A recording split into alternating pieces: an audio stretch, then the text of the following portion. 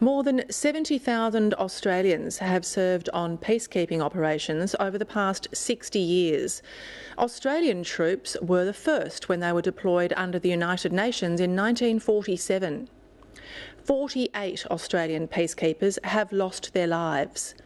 Despite the fact they were serving their country and protecting others, they're not entitled to have their names on the honour roll at the Australian War Memorial alongside those who have lost their lives in war.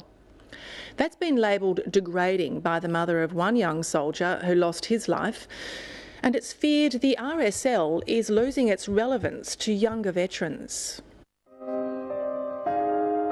A young man, full of life, full of dreams, full of energy, taken from us due to a tragic accident at the tender age of 21 years. In March 2005, Private Jamie Clark died in the Solomon Islands while serving as a peacekeeper. His death resonated to the top. He was over there on our behalf serving the interests of Australia, and I really am dreadfully sorry and extend my sympathy to his family. In actual fact, at the age of 4, he told me that he wanted to be a soldier, and I just hoped he'd grow out of it, but it never happened. It was after a deployment to East Timor that Private Clark was selected to train in reconnaissance. Jamie was actually home on leave. Jamie's 21st birthday was the day that Adam Dunning was shot in the Solomon Islands, which is the 22nd of December 2004. Federal Police Officer Adam Dunning was shot and killed outside Honiara last December. Jamie Clark's leave with his family in Western Australia was cut short and he was deployed to the Solomon Islands to serve on the regional assistance mission known as Ramsey. And as a recon soldier, he was always the one that was out front.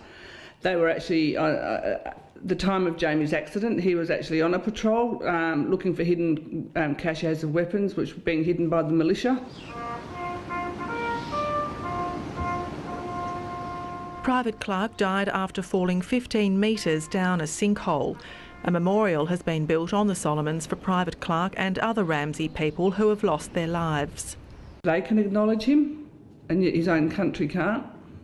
Private Jamie Clark's name is not on the honour roll at the Australian War Memorial. It's in a remembrance book.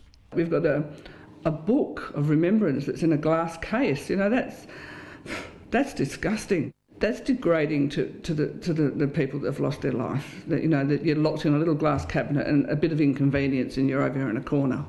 For years, Mrs Clark has been campaigning for better recognition for her son and the other 47 Australian peacekeepers who have died on duty.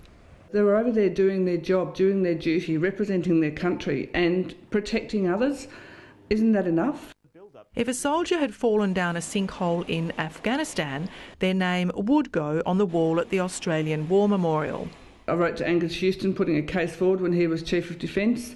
I sent a letter to Julia Gillard probably a week after she became Prime Minister, and I wrote a letter to Chief of Army.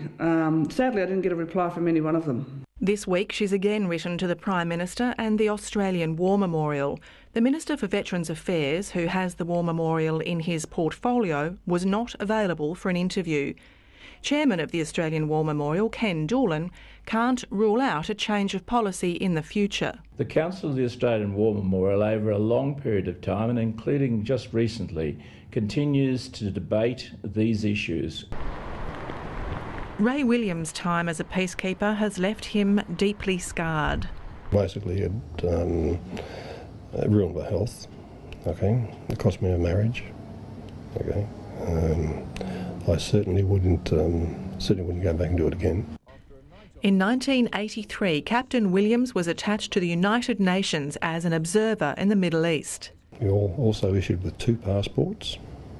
Okay, because the animosity between the Arabs and the Jews, one didn't like the other, and they didn't want to see their stamp in that passport. He soon discovered the UN was in the firing line. In early 1984, all hell broke loose.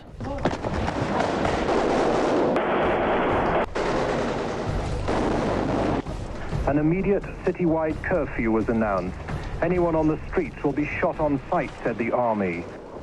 But the nights were then become quite horrendous, quite dangerous. Yeah, they were you probably would have been hurled at gunpoint 3 to 5 times in any one night. Beirut was cut off from the outside world. Marauding gangs and factions, they just shot at everything and anything. Australia closed its embassy. The UN peacekeepers lost contact with their headquarters. It took about 5 to 7 days before some semblance of contact came back, and then they said, we're going to evacuate you out of the city. One of his most horrendous experiences was witnessing the aftermath of the massacre at a refugee camp. 25 members of one family were buried in a long grave. After almost 25 years in the army, Ray Williams left with post-traumatic stress in 1987. I really had to get away and have a break from it all. Ray Williams moved to Tasmania and bought a small business. After a couple of years, he returned to what he trained as in the army and flew helicopters for the local rescue firm.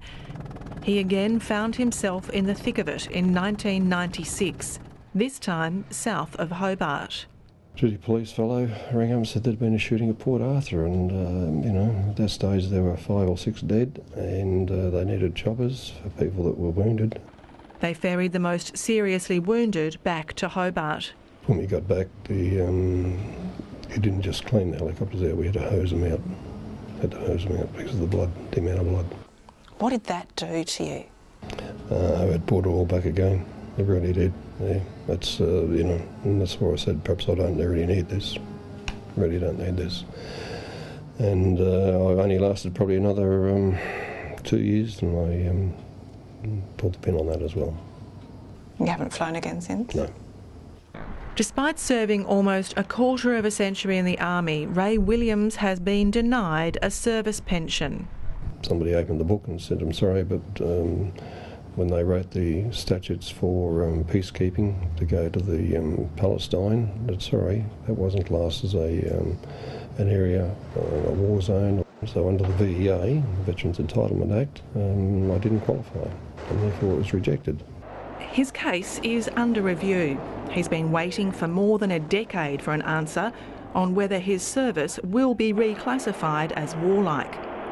Veterans have been divided into 2 camps. Some get the Australian Active Service Medal if they served in warlike operations.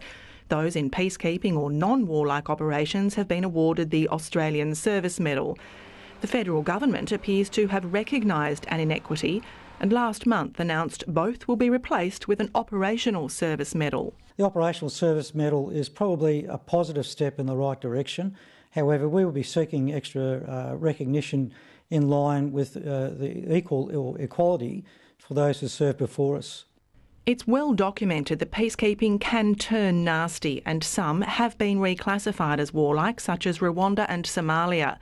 The Australian Peacekeepers and Peacemakers Veterans Association fear their veterans' concerns, particularly over recognition at the Australian War Memorial, are not being adequately represented by the RSL.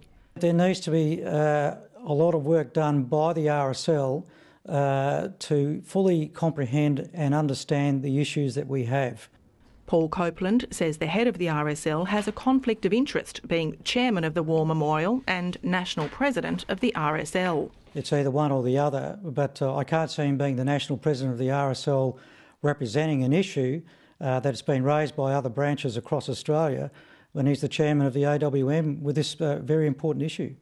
If the concern was raised to me personally, I addressed it at the time. I can not recall a specific occasion where it was raised to me personally, but I meet a lot of people on a lot of situations. In a statement, Veterans Affairs Minister Warren Snowden said the War Memorial has responsibility for making all decisions regarding additions to the Roll of Honour and that it's not subject to government direction.